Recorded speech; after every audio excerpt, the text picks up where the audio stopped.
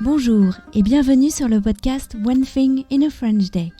Aujourd'hui, vendredi 20 novembre 2020, cet épisode, le numéro 1921, s'intitule « Claire Gautreau nous présente la viole de gambe, deuxième partie ». J'espère que vous allez bien et que vous êtes de bonne humeur. Je m'appelle Laetitia, je suis française, j'habite près de Paris et je vous raconte au travers de ce podcast un petit bout de ma journée. Abonnez-vous pour recevoir le texte du podcast ou plus comme les notes culturelles, les tourneurs de phrases utiles ou encore les photos sur onethinginafrenchday.com. Les messages me font très plaisir et je pense qu'ils feront aussi très plaisir à Claire. Si vous avez envie de nous en envoyer, vous pouvez le faire par Facebook, Instagram ou par email à frenchday@gmail.com. Claire Gautreau nous présente la viole de gambe, deuxième partie. Dans l'épisode de mercredi, Claire Gautreau, musicienne et professeure de viole de gambe, nous a présenté cet instrument. Les frettes, les cordes, l'archet, le chevalet en arc de cercle. Vous avez pu aussi l'entendre dans différents registres. Oui, c'était un épisode musical. Aujourd'hui, Claire nous emmène dans les salons des cours européennes, nous parle du violon et évoque les tablatures. Tout d'abord, Claire va nous dire dans quelle catégorie d'instruments se situe la viole de gambe. La viole de gambe est un instrument aristocratique, c'est un instrument de cour, c'est un instrument qu'on ne joue pas dans la rue. Il y a des catégories d'instruments et de répertoires. Au Moyen-Âge, à la Renaissance, à l'époque baroque, puis à l'époque classique. Les instruments de rue, les instruments de cour, les instruments hauts, c'est-à-dire les instruments qu'on joue dehors à la cour, et les instruments de salon. La viole de gambe est un instrument qui a un timbre et un mode de jeu qui est très intime. On ne joue pas dehors avec la viole, on ne joue pas dans la rue. Le violon, lui, est une espèce de Gavroche italien qui arrive comme ça en France à partir de la fin de la Renaissance et à l'époque baroque et qui va arriver tout fier et tout ensoleillé avec un discours haut et fort et va complètement balayer cette présence de la viole de gambe au fur et à mesure. Même à la cour, c'est un instrument de rue qui devient à la cour un instrument très très utilisé dans tout le répertoire français, italien, allemand, parce que c'est un instrument qui chante assez parfait, je l'avoue. Mais la viole de gambe a ses fragilités et son intimité de jeu qui, à la cour en particulier de Louis XIII et de Louis XIV, a une très très haute place avec le clavecin et le luth, ou le théorbe, qui est l'instrument accompagnant basse de la famille des guitares, des cordes pincées et des luths. De nombreux musiciens, compositeurs, interprètes et enseignants travaillent dans les cours d'Europe. La cour de Louis XIV, toutes les cours italiennes, aussi chez les dirigeants allemands des différents Länder et des grandes villes qui ont des cours actives, et aussi auprès des paroisses et des grandes institutions religieuses qui engagent des musiciens.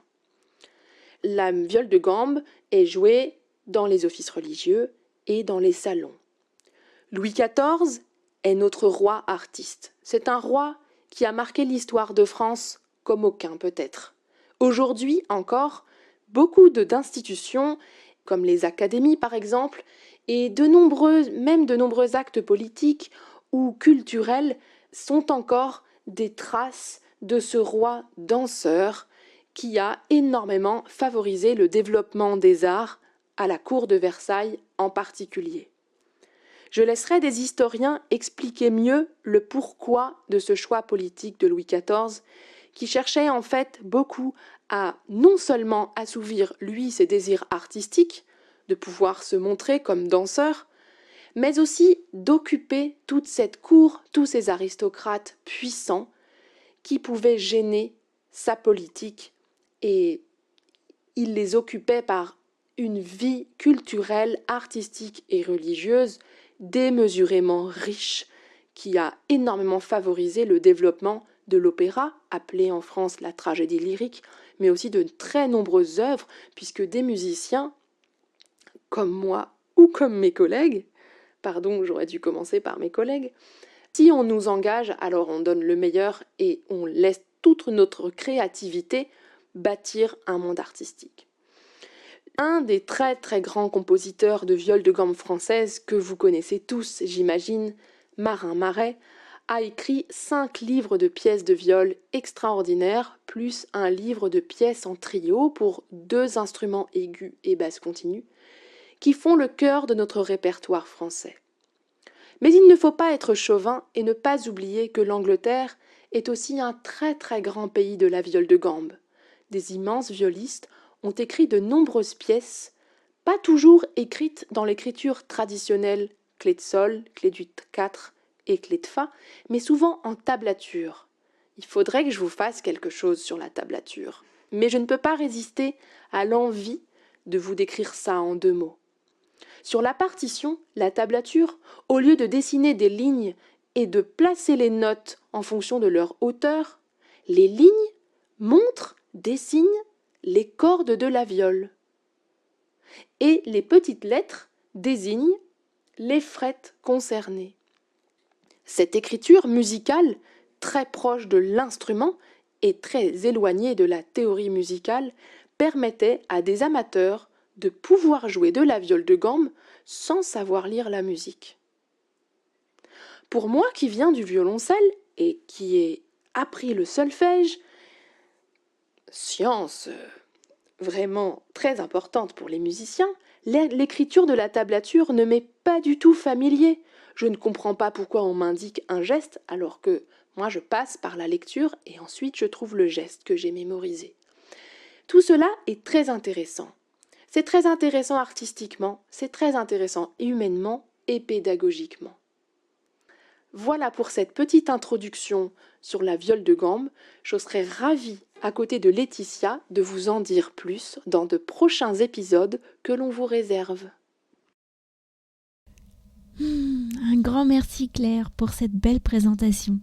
Je serais ravie que tu continues à nous faire découvrir l'histoire ou le répertoire de cet instrument qui chante si bien l'âme humaine. Cet épisode vous a plu ?